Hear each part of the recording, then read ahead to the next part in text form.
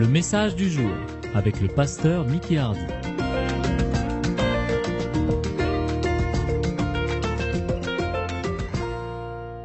Ce matin, je voudrais vous encourager. Vous savez, dans l'Épître aux Thessaloniciens, quand Paul parle de l'avènement de Jésus-Christ, de l'enlèvement de l'Église, à la fin complètement, il dit « Consolez-vous donc les uns les autres par ces paroles. »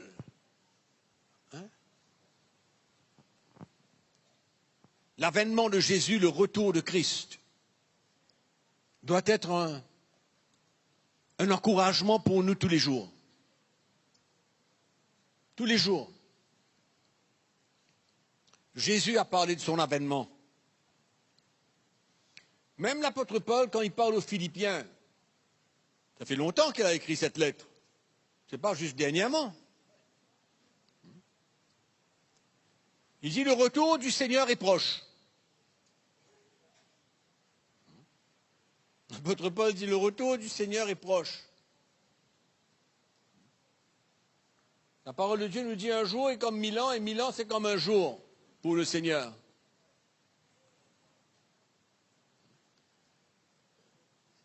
Et mes frères et sœurs, le temps de l'Église se termine très bientôt.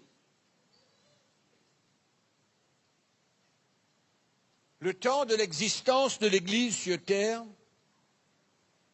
va se terminer bientôt.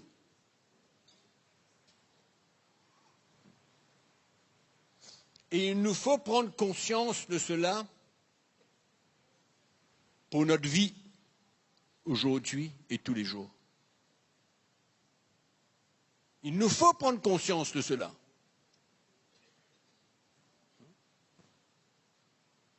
Et Paul dit aux Thessaloniciens, consolez-vous les uns les autres par ces paroles. En d'autres mots,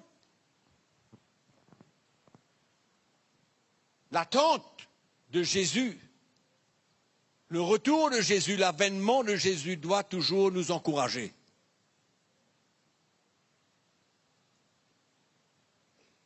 Le temps de l'apôtre Paul, il a dit, le retour est proche, 2000 ans.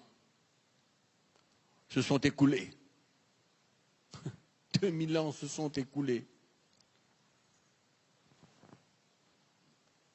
Mais Jésus a parlé, les apôtres ont parlé, les prophètes de l'Ancien Testament ont parlé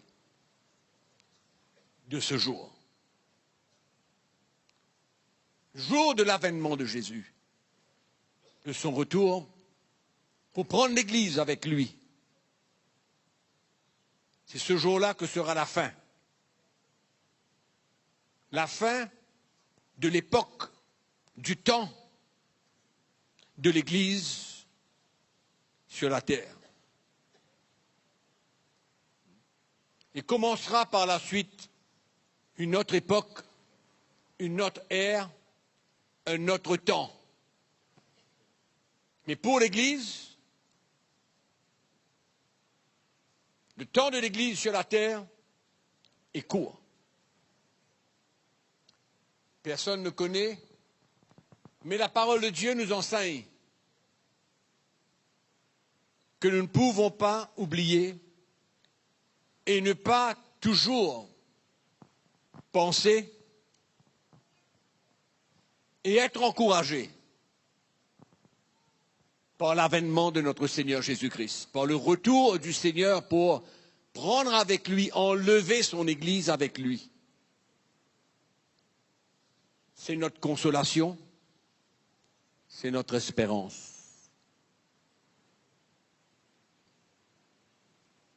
Et pour cette bonne raison, il ne faudrait pas qu'aucun d'entre nous ne dorme, ne soit sec, tiède, mais que nous soyons à l'œuvre quand le Maître retourne. Que nous soyons à l'œuvre. C'est avant le Seigneur, quelque part. On ne sera peut-être pas ensemble à la même place. Mais dans un instant, nous serons tous enlevés. Alléluia. Donc le temps de l'Église va se terminer bientôt. Et il y en a beaucoup d'indications qui le prouvent.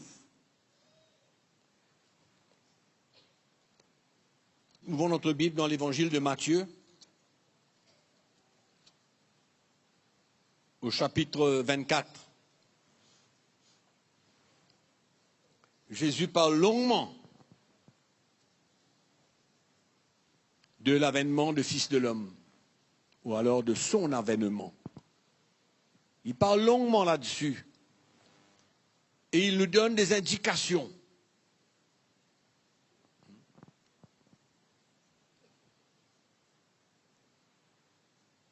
Du moment, du temps, à l'époque où ce jour viendra. Et au verset 3, ses disciples lui posèrent une question. Il s'assit sur la montagne des Oliviers et les disciples vinrent en particulier lui poser cette question. Dis-nous, quand cela arrivera-t-il et quel sera le signe de ton avènement et de la fin du monde? Et là, tout ce chapitre 24 en entier, qui est très long, Jésus va énumérer tous les signes pour nous montrer l'époque, le moment, le temps où ce jour viendra. Et je vais vous citer juste quelques phrases de Jésus, afin que nous soyons non seulement encouragés, mais avertis. Encouragés pour continuer la course, en attendant ce jour, avertis aussi que nous ne pouvons pas dormir. Qu'il n'y a pas de temps pour dormir aujourd'hui. C'est-à-dire de ne pas être concerné par le royaume de Dieu, par l'avancement de l'Église, par la propagation de l'Évangile, par le salut des âmes, par la délivrance des hommes et par notre propre vie. Tout cela, c'est pour nous avertir et nous encourager. Nous passons par des moments très difficiles dans la vie souvent, de différentes manières. La Bible parle de ça comme étant des épreuves, l'épreuve de notre foi. Et si seulement on pourrait, pendant ces moments de découragement peut-être, de souffrance, de difficulté, juste nous rappeler que le jour de l'avènement du Seigneur est proche. Son retour est proche. Ce jour de l'enlèvement est proche. Cela nous encouragera à persévérer, à continuer, à accepter les épreuves de la vie et ne pas se décourager, mais d'accepter avec joie et de toujours se rappeler que ce jour est proche. Quelle espérance extraordinaire que nous avons.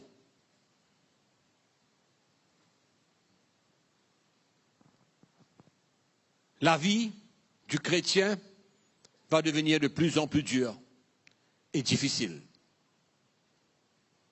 Difficile pourquoi? Parce qu'il nous faudra s'assurer, nous assurer de demeurer sur ce chemin étroit qui est devant nous. Si quelqu'un ne marche pas sur ce chemin étroit,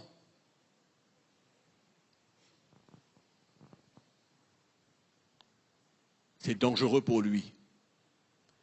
Parce que le chemin étroit, c'est le chemin qui mène à la vie. C'est le chemin qui mène à la vie. Et il faut nous assurer en attendant de ce jour, qui sait, l'iniquité s'est accrue d'une telle manière dans les dernières années. Le péché est partout, partout. Et c'est un des signes que Jésus nous donne pour nous faire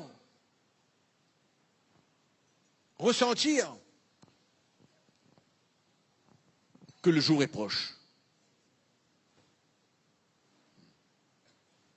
Il y a beaucoup de chrétiens qui tombent, qui abandonnent la course, qui retournent dans le monde, qui vivent comme le monde, qui ne sont pas prêts à marcher sur ce chemin étroit et donner leur vie.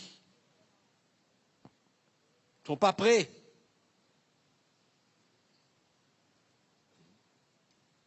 Moi, je ne voudrais pas me trouver sur un autre chemin que ce chemin étroit. Bien que ça pourrait être difficile, mais c'est le chemin qui mène à la vie. C'est le chemin qui me donne de l'espérance. C'est sur ce chemin que j'ai la foi. Je demeure dans la foi, dans mon Dieu, qui saura être avec moi, me relever, m'encourager. Et ces paroles de Paul dans l'Épître aux Thessaloniciens doivent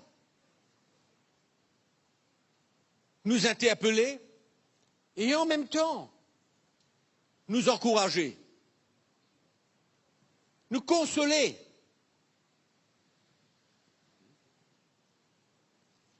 Consoler. Ça veut dire quoi?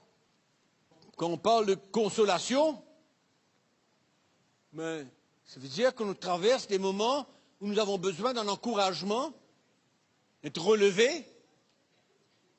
Et Paul se sert du jour de l'avènement, de cet événement, pour nous dire que dans les moments difficiles, consolez-vous par cet événement qui va se passer un jour et qui est proche.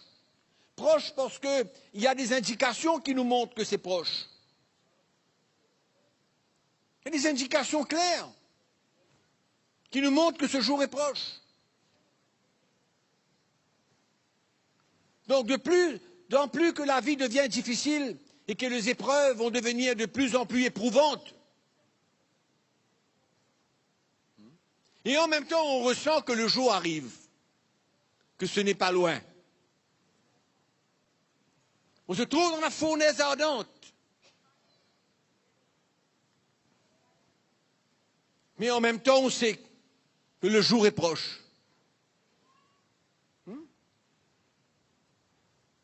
Peut-être si on vivait il y a 200 ans de cela, il n'y aurait pas eu autant d'indications pour nous montrer que le jour est proche, que le jour de l'avènement est proche. Il n'y aurait peut-être pas eu autant d'indications qu'il y a maintenant.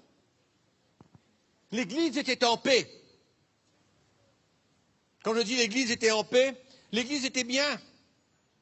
Il y avait des vrais serviteurs de Dieu. Il n'y avait pas autant de faux qu'il y a maintenant. Il n'y avait pas autant de séducteurs qu'il y en a maintenant. Il n'y avait pas autant de péchés et d'iniquités qu'il y a maintenant. Il y avait peut-être aussi, peut-être pour l'Église, pas autant d'épreuves qu'il y en a maintenant. Mais plus il y en a des épreuves, plus il y en a des indications que le temps est proche et que nous avons besoin de se servir de cela, de nous rappeler de cela pour persévérer et continuer. Pour persévérer et continuer. C'est un jour glorieux. C'est un jour que personne aujourd'hui, même les chrétiens, ne réalisent pas ce que ça va être, comment ça va être. On lit certaines choses dans la parole de Dieu, on a un petit peu une idée de ce qui va se passer. Quel jour glorieux! Quel jour extraordinaire! Et il est clair, certain, qu'il y a des gens parmi nous qui vivront ce moment encore vivants. Vous avez 15 ans, 20 ans, 25 ans? C'est à moins que vous mourrez jeune, très très jeune.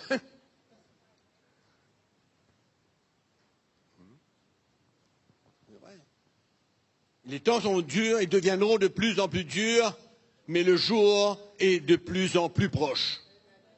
Consolons-nous les uns les autres par ces paroles que l'apôtre Paul a dit aux Thessaloniciens.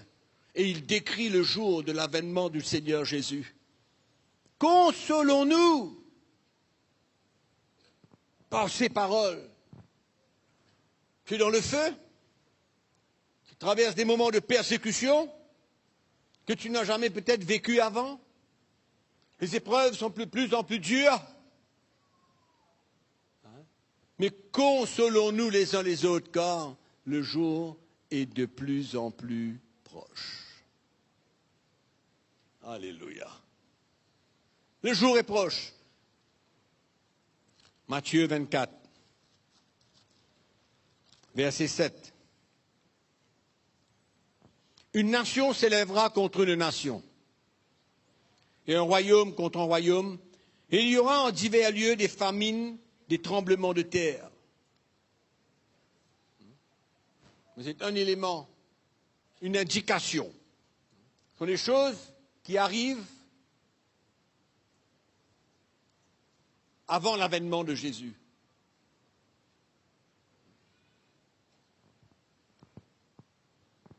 Et ces jours sont là. Il y a des manifestations naturelles extraordinaires qui se passent dans le monde aujourd'hui que les scientifiques finissent par expliquer, mais qu'ils ne s'attendaient pas que ça pouvait arriver. Ils arrivent à expliquer avec leur petite intelligence, ils croient pouvoir tout expliquer, mais des choses qu'ils n'avaient pas prévues, imprévisibles, qui se passent aujourd'hui. Des famines, des tremblements de terre, des gens qui se posent la question pourquoi Dieu permet tout ça? Pourquoi Dieu permet autant de famines, autant de personnes qui meurent de faim par milliers dans le monde? Pourquoi les tremblements de terre qui tuent des familles entières? Pourquoi les tsunamis qui ravagent les côtes de certains pays? Pourquoi autant de malheurs? Parce qu'il y a trop d'iniquité. Il y a trop de péchés. Et tout ça, c'est dans le calendrier de Dieu. Pour préparer le jour de son avènement. Pour préparer le jour de son avènement.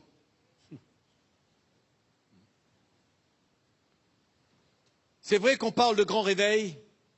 C'est vrai qu'on parle de grand réveil pour sauver beaucoup d'âmes. Oui, c'est vrai. Mais il y a aussi une grande ruine dans le monde. Il y a aussi des catastrophes extraordinaires dans le monde. Il y a des malheurs, une tristesse, des souffrances inexplicables dans le monde tous les jours aujourd'hui. Dieu sait ce qu'il fait. Dieu sait pourquoi il permet toutes ces choses. C'est une préparation. Une préparation qu'il avait prévue depuis bien avant. Il y a 2000 ans, Jésus était sur terre. Il y a 2000 ans, il a parlé. Il y a 2000 ans, il a prévenu. Il y a 2000 ans, il a donné des indications claires de ce qui va se passer dans les temps proches avant son retour. Et aujourd'hui, nous sommes là dans ce monde. Qui aurait cru que nous allons vivre ces moments que Jésus a prescrits, qui devaient arriver avant le jour de son avènement. Nous sommes témoins de cela aujourd'hui. Nous sommes témoins. Le verset 11. Plusieurs faux prophètes s'élèveront et ils séduiront beaucoup de gens. Quelle multiplication de faux docteurs, de faux prophètes, de faux apôtres, de faux serviteurs. Multiplication. Et qui emmène des fausses doctrines et de la séduction pour séduire les enfants de Dieu. Et c'est vrai que c'est une séduction. Pourquoi? Parce que c'est impossible pour que quelqu'un de normal puisse faire des choses que certains prédicateurs leur demandent de faire. Il faut être séduit pour pouvoir accepter de faire ces choses-là. Non? Parce que quelqu'un de normal ne peut pas faire ce que beaucoup de prédicateurs demandent de faire. Non. Donc c'est une vraie séduction. Et c'est ce que Jésus a dit. Plusieurs faux prophètes s'élèveront et ils séduiront beaucoup de gens. Les non-chrétiens n'ont pas besoin d'être séduits. C'est le peuple de Dieu qui est séduit pour détourner leur cœur de Jésus, de la vérité de l'Évangile, du vrai message de Christ. Et qu'est-ce que nous voyons dans ce monde d'aujourd'hui? Exactement cela. Exactement cela. Il y a un mélange, il y a un compromis. Il y a une chrétienté aujourd'hui qui permet aux gens, aux chrétiens, d'être tellement confortables, de se cacher derrière la grâce de Dieu et le pardon de Dieu pour vivre comme ils veulent. Ils vivent comme le monde. Alors Jésus, ça va, gloire à Dieu, merci Seigneur, et puis ils vivent comme le monde. Mais Jésus a dit, on ne peut pas vivre deux vies à la fois. Ce n'est pas possible. Ils gardent leur vie pour eux-mêmes. On va pas aller bien loin comme cela. Donc il y a de la séduction en abondance. En abondance. Et nous avons besoin d'être avertis de cela. Parce que le chrétien, il aime toucher un peu partout, partout. Écoutez monsieur X, écoutez monsieur Y, écoutez monsieur Z, écoutez A, écoutez B, écoutez C. Ils écoutent tout le monde. Finalement, il y a un tel mélange. Et finalement, ils finissent par être séduits. Et ils ne demeurent pas dans la saine doctrine, sur le chemin étroit. Aujourd'hui, il y a un évangile, dans le monde, plusieurs qualités d'évangile qui acceptent que les chrétiens marchent sur un chemin large. Oui. Non seulement ils acceptent, mais ils disent marchez sur le chemin large. Jésus vous aime. Mais Jésus lui dit exactement le contraire, Jésus. Pourquoi je crois qu'au fur et à mesure, nous avons besoin de retrouver les paroles de Jésus et prendre au sérieux les paroles de Jésus. Pas les paroles des hommes, pas la parole d'un prédicateur, mais pas les paroles de Jésus.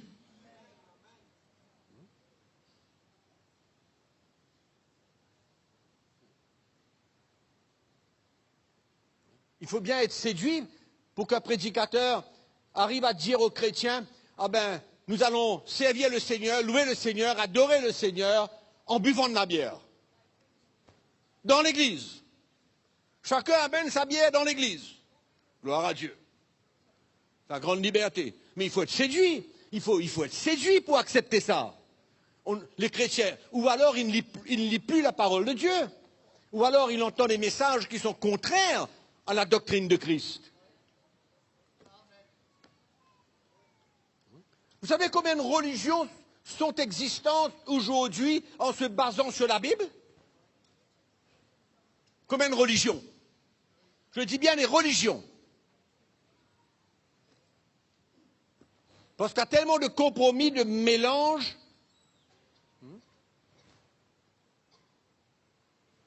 dans l'Église. Ok. Le verset 12. Et parce que l'iniquité se sera accrue. Ça veut dire va se multiplier. Hein? Ça a progressé. Et c'est parce qu'on voit. Hein? Et quelquefois, on s'assied, on parle un petit peu de ce qui se passe dans le monde, et on se dit, mais quoi encore? Comment est-ce que ça va s'aggraver encore? Est-ce que ça peut vraiment s'empirer? Oui, ça va s'empirer encore. Ça va s'empirer encore. Ce que nos yeux n'ont pas encore vu, on va voir. Ce que nos oreilles n'ont pas encore entendu, on va entendre. Et nous, les chrétiens, nous sommes tellement protégés, nous, que souvent, on ne sait pas ce qui se passe ailleurs. On ne réalise pas ce qui se passe ailleurs.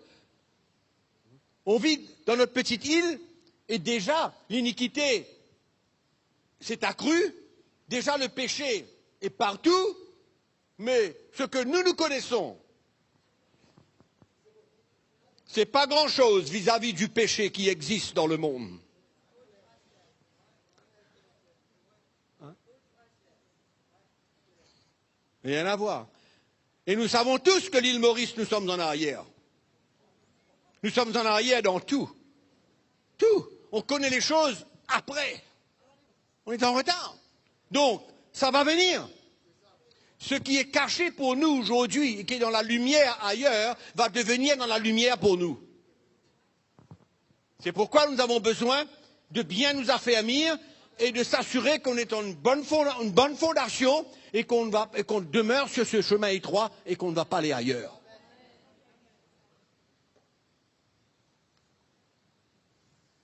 Et pourquoi nos fréquentations, nous avons besoin de les examiner. On a besoin d'examiner nos fréquentations. Qui je fréquente? Qui sont mes amis? Avec qui je vis? Qui sont mes vrais frères et mes vraies sœurs?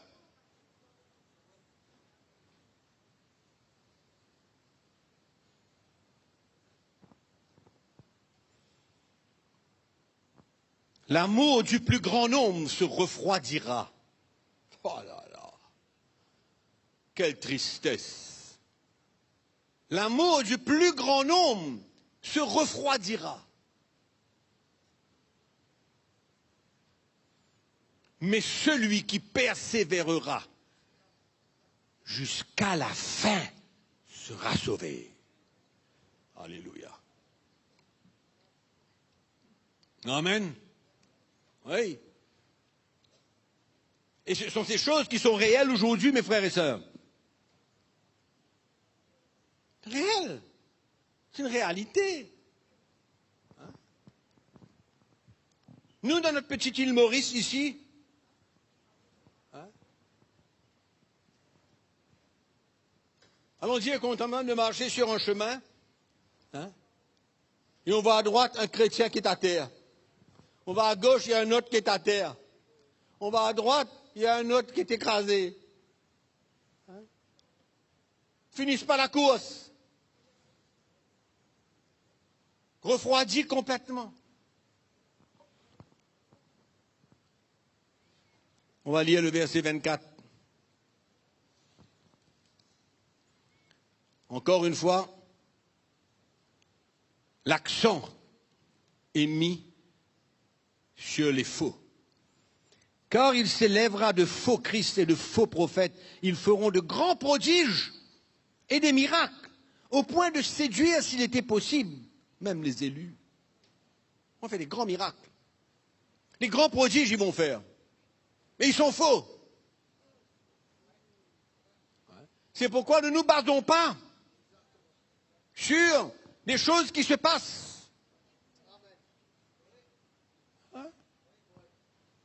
Oui.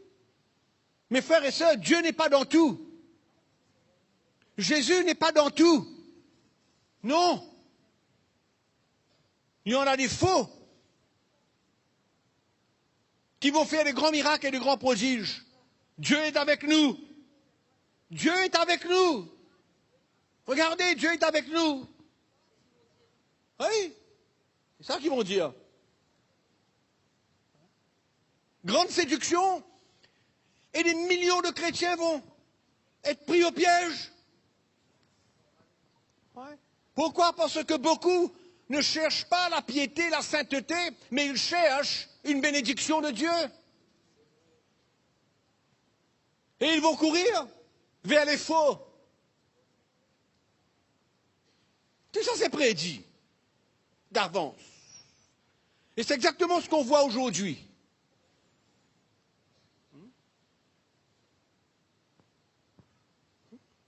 Le vrai évangile ne sera pas accepté par tous. Croyez-moi. Le message de Christ,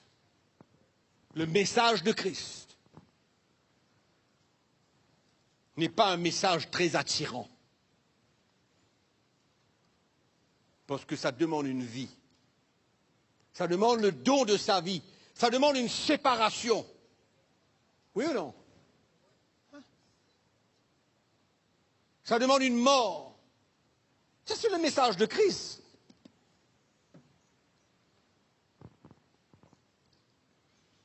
Verset 29.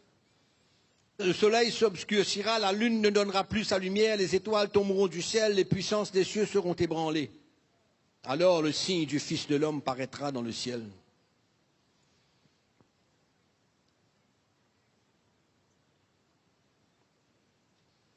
Verset 31.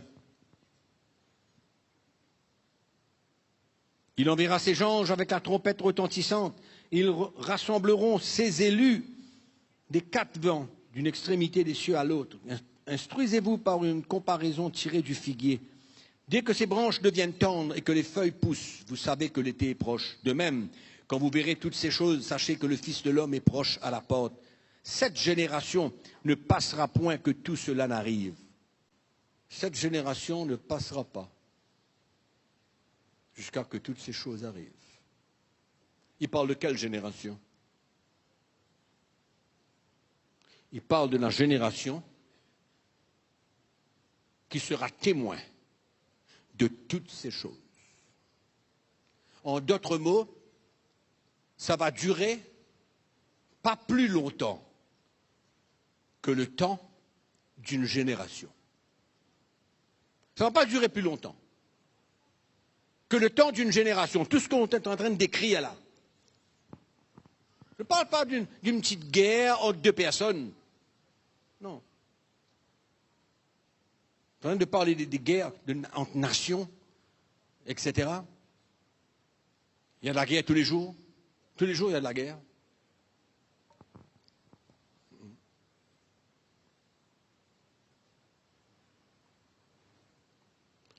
Verset 37. Ce qui arrivera du temps de Noé arrivera de même à l'avènement du Fils de l'homme. Qu'est-ce qui s'est passé au temps de Noé? C'était la grande fête, quoi? Ou bien ils étaient tous avec Dieu? C'était la grande débandade. C'était l'iniquité. C'était le péché. Qu'est-ce qu'il y avait dans ce temps? Moi, j'ai une idée de ce qu'il y avait dans ce temps. Quand je vois ce qui se passe aujourd'hui, comment je vois le mariage qui est déshonoré, je réalise ce qui se passait au temps de Noé. Je réalise ce qui se passait au temps de Noé. Dieu n'a pas accepté ces choses. Dieu n'était pas prêt d'accepter ces choses. Et il l'a prouvé en détruisant le monde. Donc il n'a pas accepté cela. Malheureusement, aujourd'hui, même dans la chrétienté, il y a des choses qui sont acceptées que Dieu n'accepte pas. Et il se cache derrière l'amour. L'amour de Dieu. Dieu aime. Dieu n'a jamais aimé le péché. Il aime le pécheur. Il aime le pécheur parce qu'il veut qu'il soit sauvé. C'est pourquoi il est venu donner sa vie. Il est venu donner sa vie pour sauver les pécheurs. Et ce qui arriva au temps de Noé arrivera avant l'avènement de Jésus.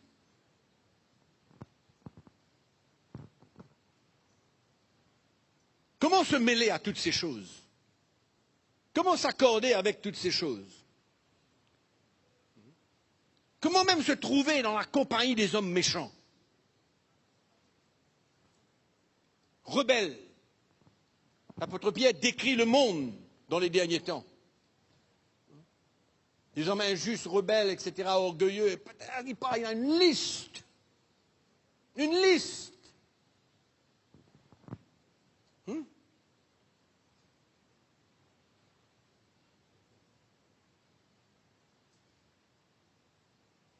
Le chemin étroit, c'est se positionner. Le chemin étroit, c'est ne pas avoir peur de dire ce que Dieu dit.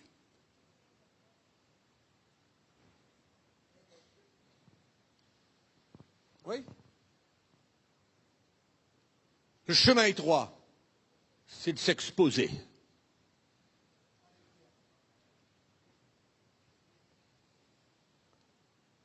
Vous savez ce que Paul dit dans l'Épître aux Galates, chapitre 1er? Il dit une phrase quand il parlait de faux évangiles.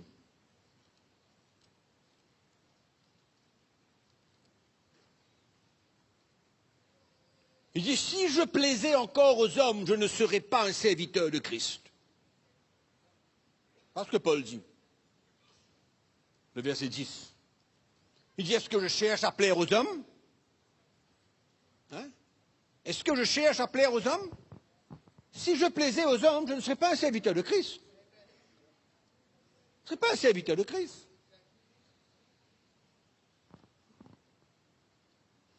Mais, en se positionnant, comme l'apôtre Paul a fait maintenant, nous les chrétiens, il y aura des réactions, mais consolons-nous les uns les autres parce que le jour est proche. Le jour de la délivrance. La délivrance. Pas la délivrance des démons. Le jour de la délivrance. Où on n'aura pas à expérimenter quoi que ce soit comme épreuve, comme difficulté, comme souffrance.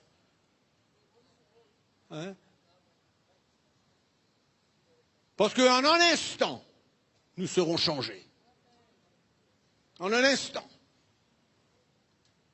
C'est pourquoi Paul dit les souffrances du temps présent. Les souffrances du temps présent ne sont pas comparables à la gloire qui va suivre.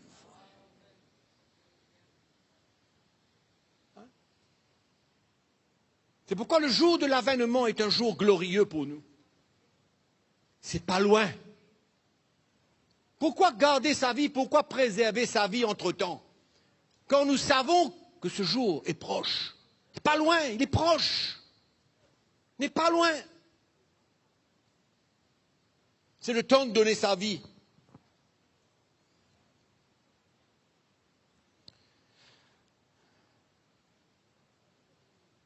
Un Corinthiens chapitre 15. 1 Corinthiens chapitre 15, nous allons lire le verset 54. Lorsque ce corps corruptible aura revêtu l'incorruptibilité, et que ce corps mortel sera revêtu l'immortalité, alors s'accomplira la parole qui est écrite. La mort a été engloutie dans la victoire. Ô mort, où est ta victoire? Où est ton aiguillon? Amen. La mort est la dernière chose qui aura besoin d'être vaincue. Quand Christ a tout vaincu jusqu'à l'heure, la mort est la dernière chose qui sera vaincue en ce jour où nous revêtrons l'incorruptibilité. où la mort ne pourra plus nous toucher. C'est pourquoi il est écrit, ô mort, où est ta victoire? Où est ton aiguillon? Terminé.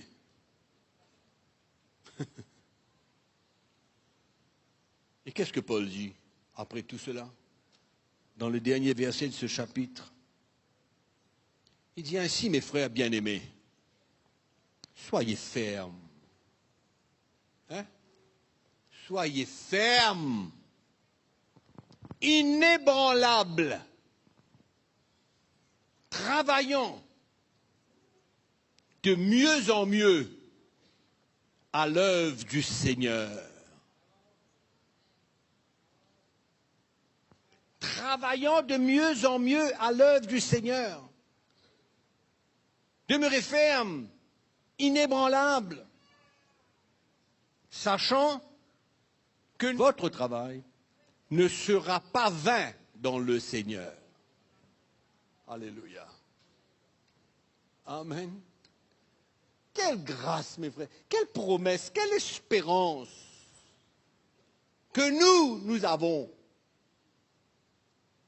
Et que ce monde qui est en train de périr vit sans futur, sans espérance, sans connaître l'avenir. Nous connaissons l'avenir. Pas totalement, mais nous connaissons. Le jour du Seigneur est proche. Alléluia. Il est proche. Il est là. C'est pourquoi ne perdons pas de vue l'avènement. Appelons ça une doctrine, appelons ça comme vous voulez, une promesse. Mais ne perdons pas de vue l'avènement. Vous êtes dans un moment dur.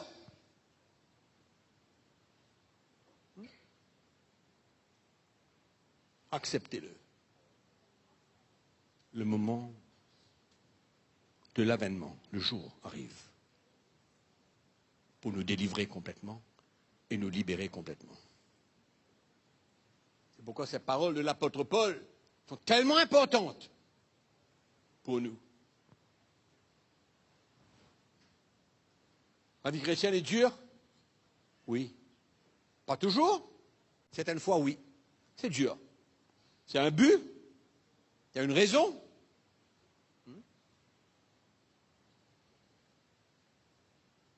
On prend cette croix et on suit Jésus? Et on se rappelle toujours. Console ton frère. Il passe par le feu. Console-le. Ce n'est pas pour longtemps. Console ta sœur. Le retour de Jésus est proche. Je ne sais pas si l'apôtre Paul avait cette grande conviction quand il dit le jour du Seigneur est proche. Quand il a dit ça aux Philippiens il y a 2000 ans. Hein? Mais je crois que nous avons de quoi, comme indication, que nous pouvons librement déclarer. Et je crois que tous ceux qui étudient la parole de Dieu, les derniers temps, sont tous d'accord. Je ne crois pas qu'il y ait un de serviteurs de Dieu qui étudie les derniers temps, qui vous diront non, le jour de l'avènement n'est pas pour maintenant, c'est pour encore 1000 ans, 2000 ans. S'il y a une chose où l'Église est unie, peut-être pas beaucoup de choses, mais une chose, c'est que le retour du Seigneur est proche. Le retour du Seigneur, pour tous ceux qui croient, bien sûr. Le fondement est là. L'édifice est construit. Les preuves sont là. Les indications sont là. De la même manière que les temps vont être durs, c'est pourquoi il faut demeurer sur ce chemin étroit et prendre sa croix. En sachant, avec foi, et en ayant l'espérance que ce jour est à la porte. est proche.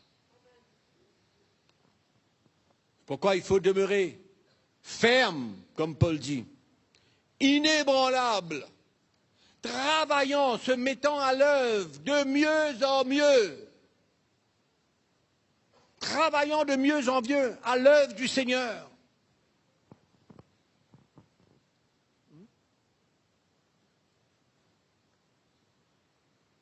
Et quand on sert le Seigneur, qu'on travaille à l'œuvre du Seigneur, nos vies sont construites.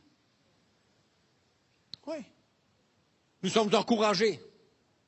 Un témoignage tout à l'heure d'une visite à l'hôpital, c'est de servir Dieu.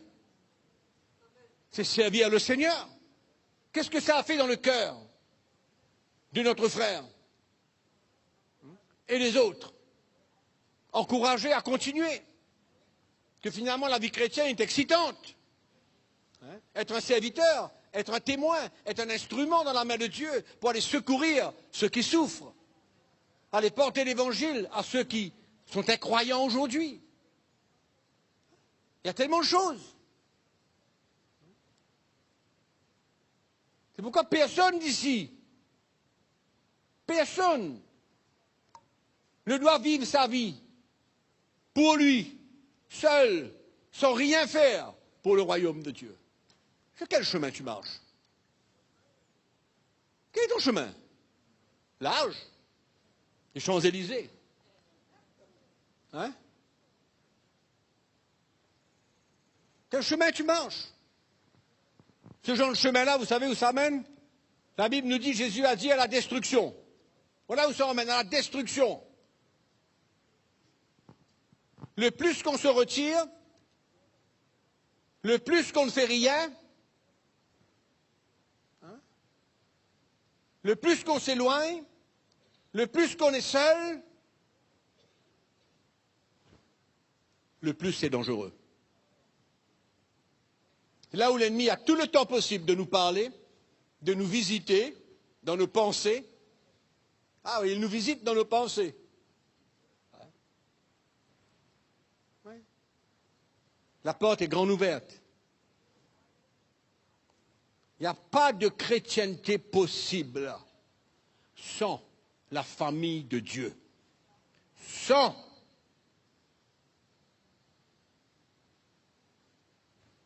se donner, sans servir, sans travailler pour l'œuvre du Seigneur.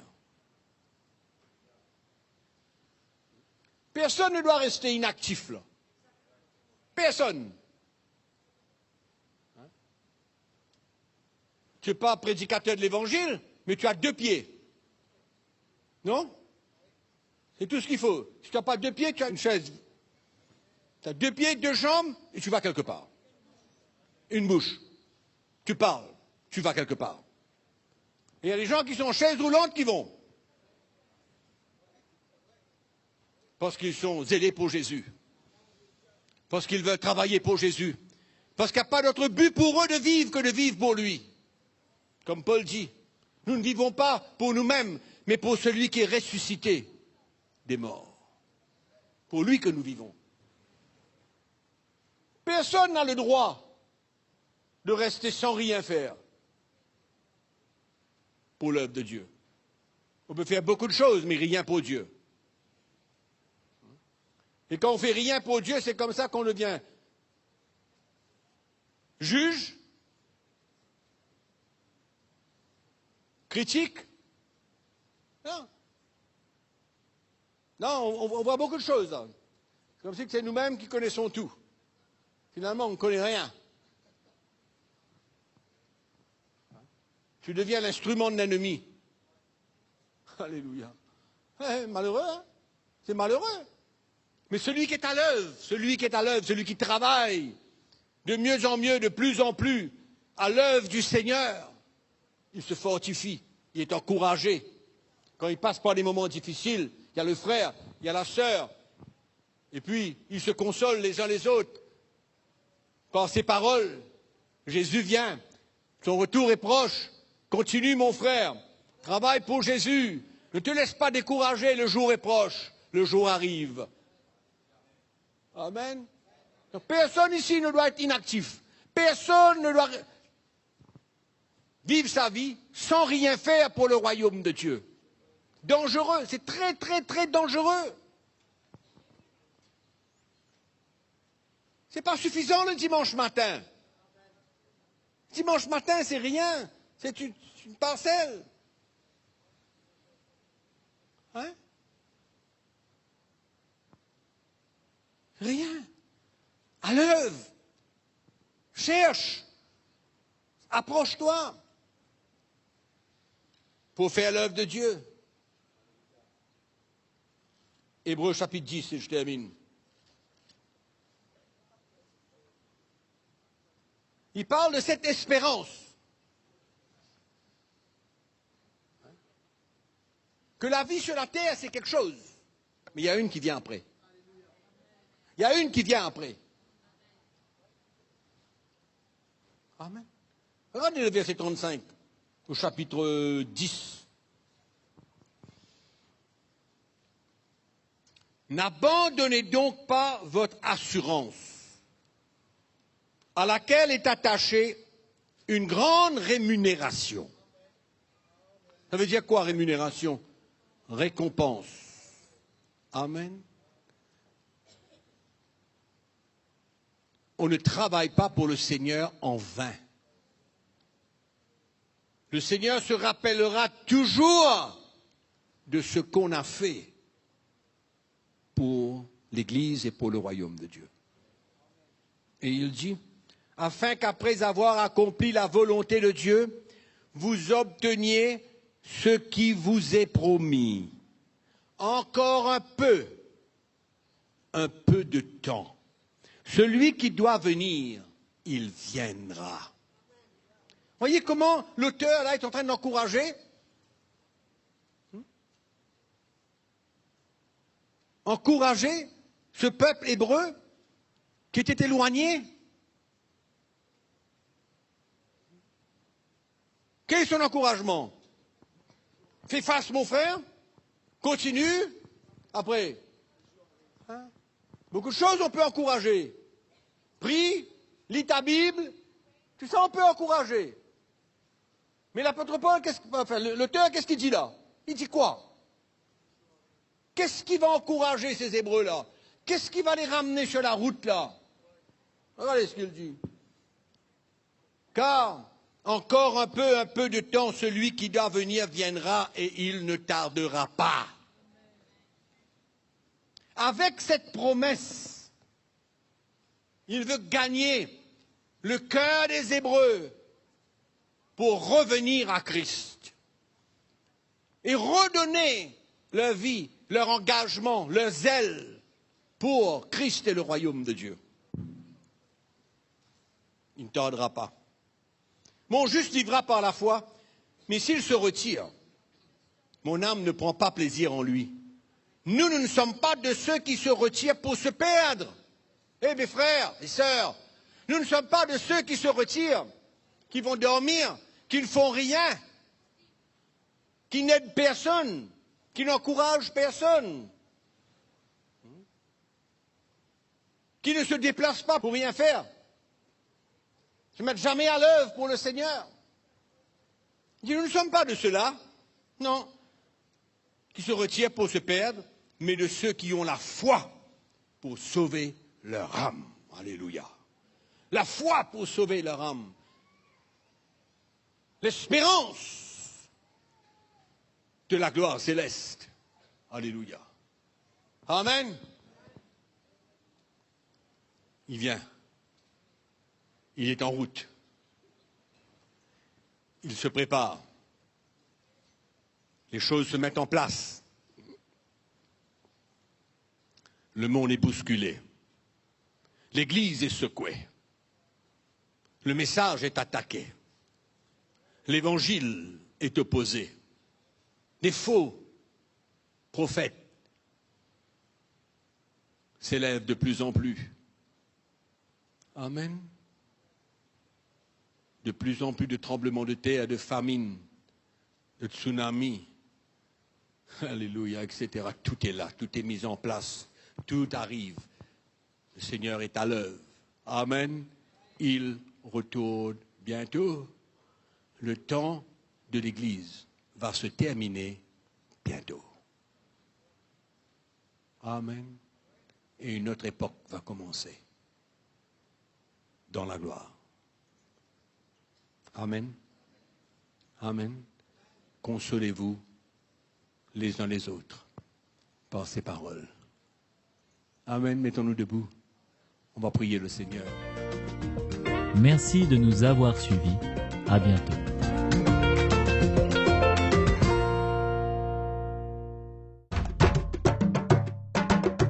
Pour plus d'informations, visitez le www.ctmi.org.